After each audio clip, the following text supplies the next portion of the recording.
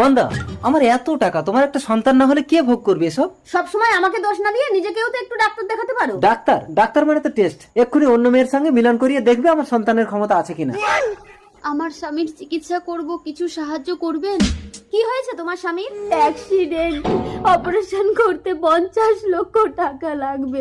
ভিক্ষা করে 50 লক্ষ টাকা হবে? তোমার ওই পেটের সন্তানটাকে আমাকে বিক্রি করে দাও, আমি 50 লক্ষ টাকা দিচ্ছি। টাকা দিয়ে সবকিছু কেনা যায় না নন্দন। টাকা দিয়েই সবকিছু কেনা যায়। আমি রাজি। দেখেছো, কিন্তু আমি ছেলে সন্তান ছাড়া মেয়ে সন্তান নেব না। ঠিক আছে, আপনি তাড়াতাড়ি টাকাটা দিন, আমার স্বামীর অপারেশন করতে হবে। এই নাও।